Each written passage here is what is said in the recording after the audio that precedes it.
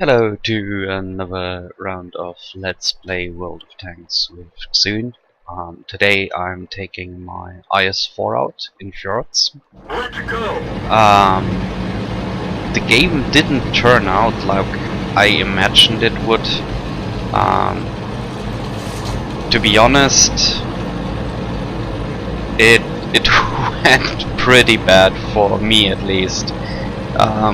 Right at the start, we see that one of those enemy team players kills tier 3 scout, which I can totally understand because it's just a troll platoon. I mean, a E75 tiered up with a Panzer III, that's just bad. So, seeing there are a lot of people going north, I will go south together with an E100 and M103. We got the Super Pershing also, and I'm thinking, okay, this is probably going to be pretty close one. Usually the enemy heavies would push the south very hard. If I would be them, then I would for sure get the T110 E5 there, the Conqueror, the E75 and M103. So, alright. I'm telling the M103 any second now that he should not go around the corner. And they only have one artillery, but it's usually pre-aimed at the spot right there in the corner. So now I see, okay, there's the E5. Tell him back up, M103. We want them to be in our artillery land and not we in their artillery land. So I see, oh, there's their M103, which is pretty much what I expected.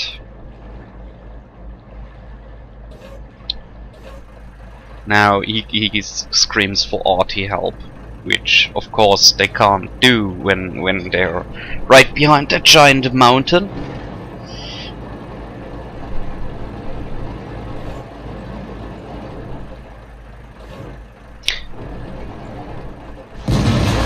Our E100 goes a little back up north to watch the middle one, and I'm still asking the M103 to pull back, but he obviously liked being shot. So now here comes some of them.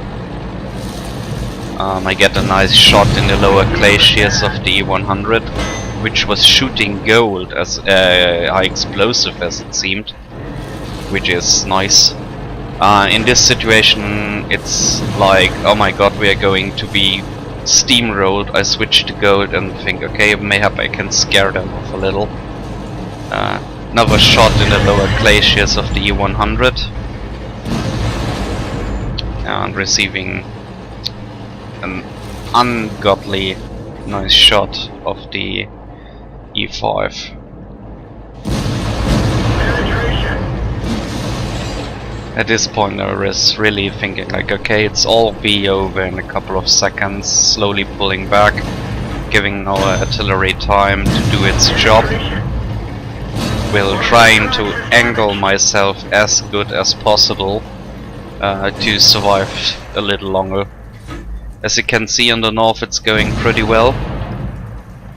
They are pushing pretty hard, which is good, because we seriously are in trouble here. And yeah, another penetrating hit of the E5. I can't wait to get my E5. I think the gun, like the gun of the M103, is already very, very nice. And now having a little bit more armor sounds very convenient. And there is a little stalemate here. Sadly, our artillery was killed, so I can't rely on it anymore.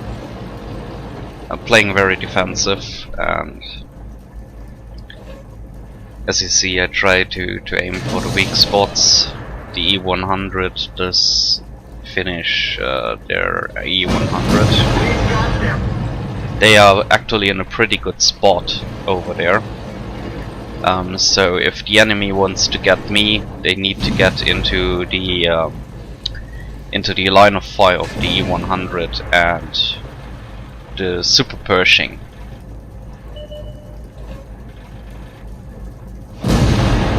And yeah, the shot went low and hit the ground. Our ammunition rack is hit. That hurt. That's gotta hurt. So now I'm at 9 hit points, which means every shot now is going to kill me. And as you can see, the enemy also starts using gold rounds, as you could see it on the small fire animation, so he was shooting heat.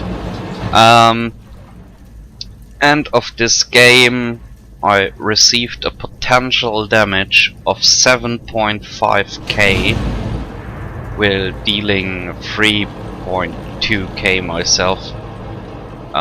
No, 3.k. Yeah. No 200 extra.